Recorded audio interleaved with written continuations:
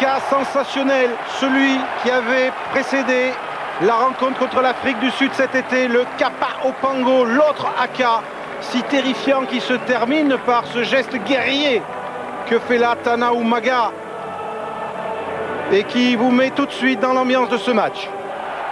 Un Haka jubilatoire, triomphant on va dire, parce que les All Blacks ont gagné cette semaine leur premier gros match en remportant l'organisation de la Coupe du Monde 2011 devant le Japon et l'Afrique du Sud. Ils vont maintenant se lancer dans le deuxième gros match de leur programme international, à savoir défier les Anglais sur leur pelouse de Twickenham pour la troisième levée de ce grand chelem qu'ils visent. Angleterre, Nouvelle-Zélande, les champions du monde contre les meilleurs du monde. C'est parti avec une réception. Ali Williams et Chris Jack, la deuxième ligne des Néo-Zélandais. Ballon pour le demi de mêlée, Byron Keller. Et premier dégagement de la perle numéro 10, Dan Cartel. Un peu raté d'ailleurs, derrière les bras directement de Marc Cueto, l'ailier droit de l'équipe d'Angleterre. Mêlée ouverte, ballon qui va ressortir pour Matt Dawson. Hodgson, grand large pour la première offensive des Anglais avec la charge du pilier droit. Phil Vickery mis au sol par le plaquage de Collins. Ça ressort pour les Anglais avec un petit coup de pied à suivre. Hodgson qui va trouver la touche dans les 22 mètres des All Blacks. Ah, une petite faute de Carter, hein, justement, qui a redonné un ballon de relance. Et vous avez vu que les Anglais ne se sont pas relancés dans du combat très frontal, du combat dur. Au contraire, ils ont écarté parce que ça, ils sont malins aussi. Robinson sait que les avants Black vont les attendre là. Donc on va les jouer un petit peu ailleurs. Lancé pour Kevin Mealamu. Gros plan ici sur Ali Williams. Coup de sifflet de Monsieur Lewis, l'arbitre.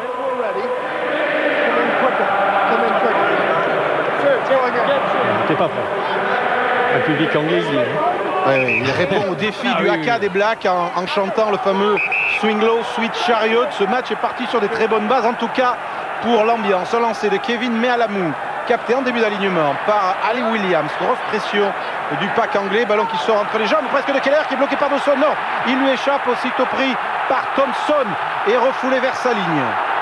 Le ballon sera quand même libéré proprement pour Aaron Modger qui vient dégager contré. Et il faut que Carter aplatisse. Grosse pression des Anglais en ce début de match. Oui, grosse pression. Qu'est-ce qu'il a signalé, Monsieur Lewis, en hors-jeu? Peut-être en hors-jeu sur le regroupement. Carter, lui, était dubitatif. Oui, il y a eu deux pressions consécutives, vous l'avez vu, la première où Keller se retrouve avec 4 blancs dessus. Il s'en sort bien parce qu'il libère bien le ballon. Et puis ensuite, il y a le contre. Not uncontrolled aggression. Don't want you shouting at the opposition. You just deal with your own game. Understand? Dommage pour eux. Oui, parce que je crois que le juge de touche a signalé. Non, finalement, il maintient. La pénalité, mais je crois qu'il a demandé à Martin Corey quand même de ne pas parler avec les adversaires et de se concentrer sur son jeu. Daniel Carter ici en gros plan, une première touche dangereuse pour le 15 d'Angleterre. Gros plan de Lewis Moody, Martin Corey le capitaine. Derrière lui, Pat Sanderson, lancé pour Steve Thompson à 5 mètres de l'embut des All Blacks. Prise de balle de Borthwick pour les Anglais, avec un premier groupe pénétrant. Pour l'instant, bonne résistance des Blacks, mais les Anglais qui progressent doucement, qui avancent avec le ballon au chaud dans les mains du talonneur Steve Thompson. Résistance des Blacks, mais les Anglais qui continuent de progresser, qui s'approchent de la ligne, qui vont peut-être aller inscrire en force le premier essai du match. Accordé par Monsieur Lewis après moins de 3 minutes de jeu. Ce sont les Anglais qui tirent les premiers, qui marquent le premier essai dans ce match, aplati par le capitaine Martin Corey pour un premier délire dans le stade de Twickenham qui en fait même trembler les caméras. Ils ne pouvaient pas rêver mieux, les Anglais. Et tout ça part finalement du joueur que tout le monde voit beau comme un soleil, Carter, qui manque son dégagement. La contre-attaque de Cueto, pression tout de suite sur la largeur du terrain. Après on vient jouer dans l'axe, on pilonne, on met 2 fois la faute les All Blacks sur la pression. Regardez ça, voilà, c'est le deuxième quand Modger est contré par Dawson. Et donc c'est là qu'il y avait une faute. Après il y a le lancer en touche. Et très bien fait, ça on vous le dit, le pack anglais, il joue remarquablement sur ces ballons groupés. Il faut dire qu'en Europe, le jeu groupé des avants, on sait faire. Alors les Blacks font peur par la qualité fantastique de leur ligne de 3/4. La réponse pour les Anglais, pour les contrer, c'est probablement devant. La transformation qui passe. Et l'Angleterre qui mène 7-0 après cet essai de Martin Corey, transformé par Charlie Hodgson. C'est bien parti. Voici Joel Judge en train d'observer la mascotte de l'équipe d'Angleterre, un dog patibulaire. Ce qui va se passer dans cette mêlée. Introduction Byron Keller pour les All Blacks. Dès qu'ils voudront bien être en place. C'est parti. Ouais, il a bien pris. Ah oui, Sheridan pris à l'impact. En avance, là, Keller peut servir Carter. Carter, allez, offensive avec une croisée pour Dugolek. Bien pris. Aux jambes. Keller ressort vite ce ballon. Soyalo intérieur retrouve Collins. De cette mêlée ouverte, le ballon ressort pour Chris Massoé, le remplaçant de Richie Mako. S'approche des 22 mètres anglais, les Blacks avec Keller encore sur le côté fermé. Umaga, Major à la part de Aaron Mojer. Et récupération anglaise. Alors que l'on vient d'assister à la première véritable offensive des Blacks de Graham Henry. Le stylo va fonctionner hein, parce que là ça fait beaucoup de fautes, hein, de fautes directes, des ballons qui tombent alors qu'ils sont sur des positions offensives. Vous voyez, ils avancent là. Regardez, la passe d'Umaga est très bien, il n'y a pas de problème. Ils avancent dans le cœur de la défense anglaise, ils perdent le ballon et ils le redonnent et ça part sur une mêlée où a priori les Anglais ne seront pas en difficulté pour se dégager. Ici en gros plan, Wayne Smith, l'un des adjoints de Graham Henry qui a aussi été entraîneur en Angleterre, du club de Northampton. Exactement, avec Dawson à la mêlée. Allez, le ballon qui était sorti a dû être récupéré par les Blacks, gratté au sol. Un en avant signalé par l'Irlandais Lewis. Et il va rendre l'introduction au Néo-Zélandais. Ici qui est en train de tousser, c'est Warren Gatland, Néo-Zélandais, ancien entraîneur de l'équipe d'Irlande. Et ancien joueur des All Blacks. Talonneur, a fait une tournée en France. Allez, Keller, mauvaise passe vers Carter. Carter pour Major. Major rafute, repris par Moody et Martin Curry. Ça ressort côté néo-zélandais pour Soyalo. Pas d'en avant, dit Monsieur Lewis. Les Blacks sur les 22 mètres anglais. Mêlée ouverte. Ballon pondu pour le talonneur Kevin Mealamou. Lentement, peut-être en Black en position de drop. Non, Mealamou vers Carter. Carter pour Jack. Charge du deuxième ligne qui rentre maintenant pour la première fois sans doute depuis le début de ce match dans les 22 mètres anglais avec Rodney Soyalo qui insiste au ras de ce regroupement et qui progresse de 3 ou 4 mètres. Ça ressort pour Sivivatu. Sivivatu avec une nouvelle charge de Massoé toujours dans les 22 mètres anglais. Premier temps fort dans ce match de la part des All Blacks. Keller peut écarter sur Carter, passe un petit pote. Carter qui fait le trou, il est passé, retrouve Umaga intérieur. Et le premier essai des All Blacks est aplati par leur capitaine Tana Umaga sur leur première incursion dans les 22 mètres anglais. Ah oui, la première fois où le rideau s'est déchiré, eh bien, vous l'avez vu, Carter en a profité et a donné Umaga. Hein, c'est facile, un essai pratiquement à 2 passes. Et depuis le temps qu'il essayait de se faire des passes, effectivement, le joueur anglais. Umaga qui était il y a 2 jours à Dublin pour aider à la conquête de la Coupe du Monde 2011. Au revoir. Ah ben oui, regardez la faute, regardez la faute. Effectivement, on est monté trop d'un côté, trop bas de l'autre. C'est-à-dire les avants sont en retard au plus près de l'action. Vous voyez en face de Carter. Et les 3/4 étaient montés en l'air. Donc ça laisse les intervalles. Et vous êtes piégé parce que vous savez qu'il y a cet intervalle où risque de partir un porteur de balle. Avec la transformation de Daniel Carter qui échappe ici au capitaine anglais Martin Curry. Les Blacks reviennent à la hauteur des Anglais. 7 points partout ici à Twickenham. Il ne comprend pas Oxon, il ne comprend pas effectivement. Il y a eu de la friture sur la ligne, c'est bien dommage. Angleterre 7, Nouvelle-Zélande 7 dans ce choc des champions. Le plus gros test international de ce week-end.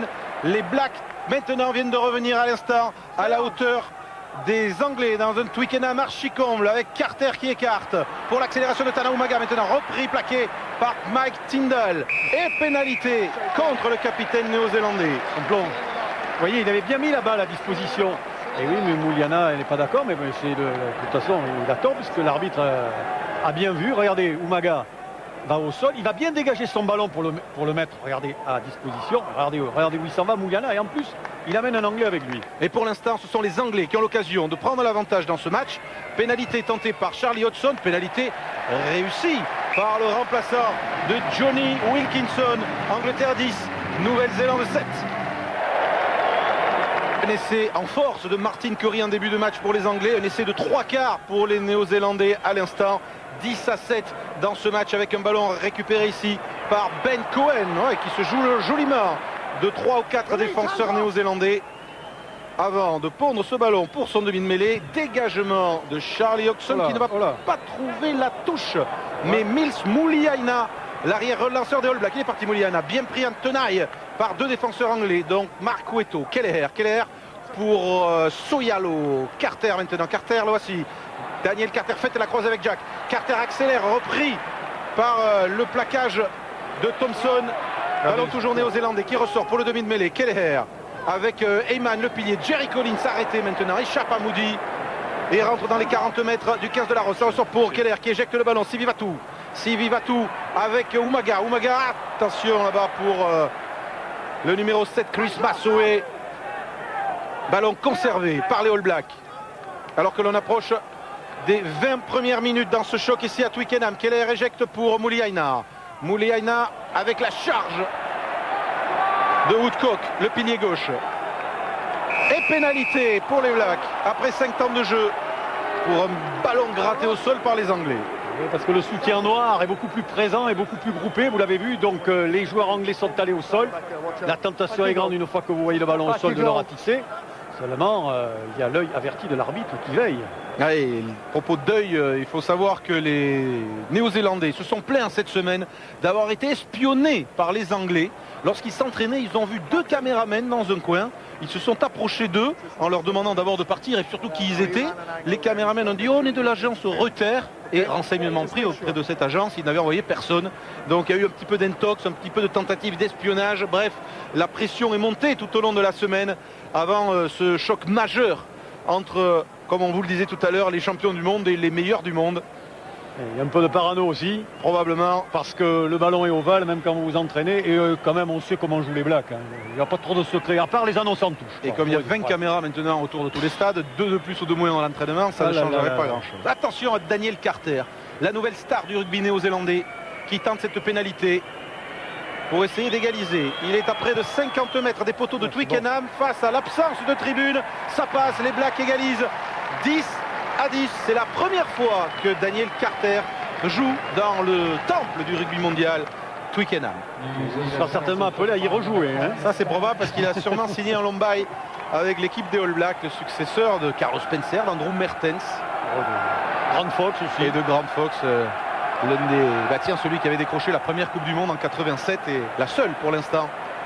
À l'actif des All Blacks, bonne récupération des Anglais, non finalement, ballon cafouillé et dégagement de Byron Kelleher qui trouve la touche. Il est un peu limite tout de même à chaque fois les courses de Moody, vous l'avez vu, il est toujours en pointe. Mais très souvent il saute pas au ballon, il fait mine de sauter au ballon, mais en fait il joue le gars qui saute au ballon en face, en l'occurrence Jack. C'est un peu limite, Regardez, c'est peut-être pour ça. Regardez bien, là c'est pas Jack, c'est William. Ah, vous voyez, il y a faute. Faute indiscutable. Moody. Alors le réalisateur anglais est correct, il est fair play. Rien à dire. Allez, lancé Steve Thompson. Pour des Anglais toujours privés de Johnny Wilkinson qui rejoue avec Newcastle mais qui n'est pour l'instant pas considéré en sélection par l'entraîneur Andy Robinson. Ce n'est pas super droit ça, mais il ne dit rien l'arbitre, d'autant que les All Blacks ont récupéré avec Ali Williams. Kelleher ouvre sur Jerry Collins. Collins s'appuie sur Massoé. Collins le revoici qui écarte sur Modjer maintenant. Modjer avec Sivi Vatu, la flèche fidjienne qui échappe au plaquage de Noon.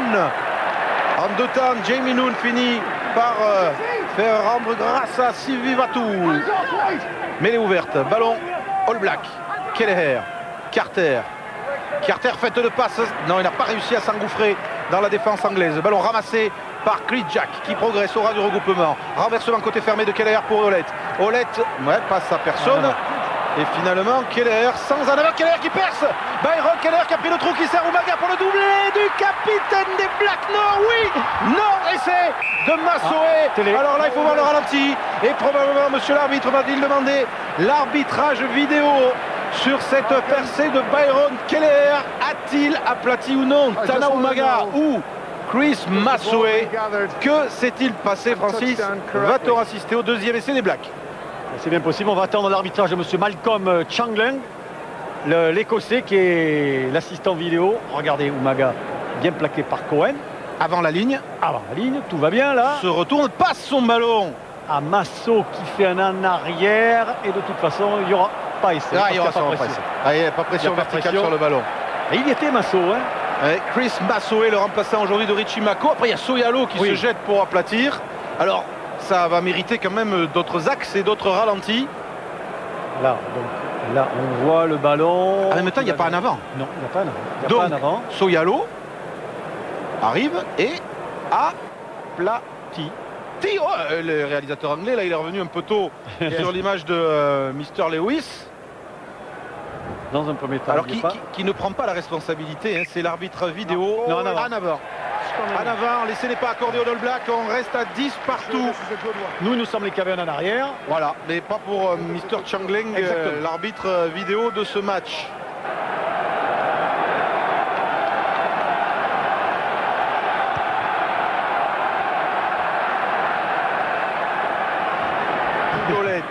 Dougolette pour la chandelle montée par Aaron Modger. Dessous, Lucy devancé par les Blacks. Récupération de Soyalo, il n'y a pas d'Anavar. Attention, c'est encore dangereux pour les All Blacks. Soyalo pour Massoé, le remplaçant de Mako, qui arrive maintenant sur les 22 mètres anglais. Mais elle est ouverte. Libération rapide pour Keller. Keller pour Carter. Carter fait la passe, s'engouffre dans l'intervalle. Keller qui trouve maintenant Carter pour l'essai de Modger. Soyalo, c'est non. Il n'a pas pu aplatir. Rodney Soyalo, retourné sur la ligne. Le ballon qui doit ressortir rapidement pour les All Blacks qui se sont mis en position à la fois sur la droite et sur la gauche du terrain. Quelle offensive initiée par Carter et c'est en force. Accordé. Non pas au numéro 1 Woodcock, mais au talonneur Kevin Mealamu. Le deuxième essai des Blacks dans ce match. Parti Francis encore d'une inspiration de Daniel Carter.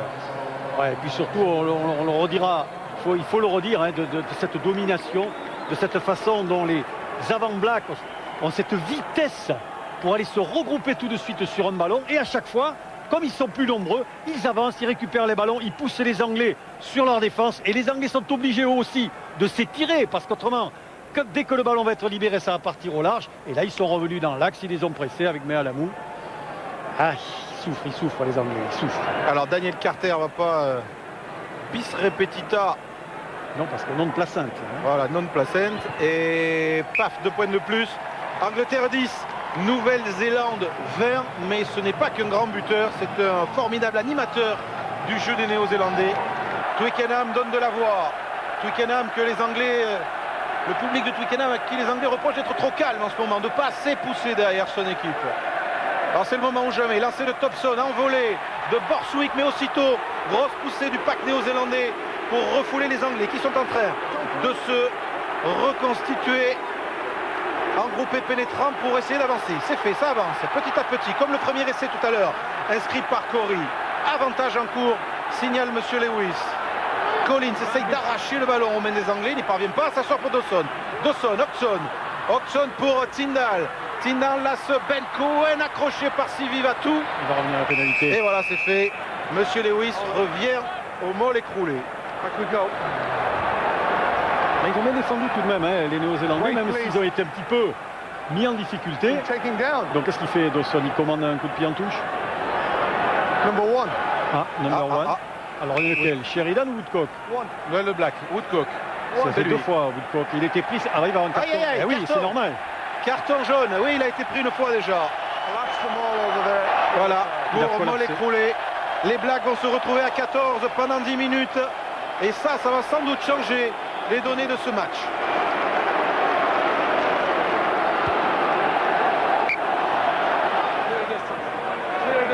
Lancé de Kevin Mealamu. Et les chœurs de Twickenham entonnent le Sweet Low Sweet Chariot pendant que Woodcock continue à rester chaud sur son vélo. Ah, il a lobé, tous les sauteurs ont été lobés. Récupération anglaise avec Lewis Moody dans les 22 mètres néo-zélandais. Charge de Sheridan mis au sol par le plaquage de Jack. C'est dangereux avec l'essai. Les Blacks vont se retrouver à égalité avec les Anglais. Jamie Noon plaqué par Aaron Modger. Ça ressort rapidement pour Dawson. Hodgson vers la charge encore de Sheridan, repris par Eaton. Il faut qu'ils profitent de cette supériorité numérique et les Anglais avec Sanderson maintenant. Dawson qui a échappé de peu au coup de pied donné dans le ballon par Aaron Modger. Et pénalité. Et peut-être même un deuxième carton. Ah oui, contre un néo-zélandais, en l'occurrence le pilier à Plaça, Nehemia Tialata. qui s'embrouille un peu là avec Ben Cohen. Pas être très sympa à trouver dans le coin d'une rue. Non, il ne chercherait pas Noise en boîte de nuit. You just take your team away. Allez. Alors d'abord les Anglais Ah oui, carton. et Umaga Really cynical and professional. It's gotta go, yellow card. a beau protester. Nouveau carton jaune pour les Néo-Zélandais qui vont jouer à 13 contre 15 Anglais déchaînés dans le rentre de Twickenham. Voilà qui nous promet un final de feu pour ce choc au sommet, sans doute pour niveler les valeurs. Faut-il ça, des cartons jaunes contre les All Blacks? Les Anglais sont à 15, les Néo-Zélandais à 13. Allez, pour 2-3 minutes encore, Oui, parce que mais Woodcock on va n'aura pas de traîner. mêlée pendant ce temps. Alors d'abord, les Anglais vont prendre les points et Charlie Hodgson Curieux. va tenter cette pénalité. Choix bizarre, effectivement. Oui.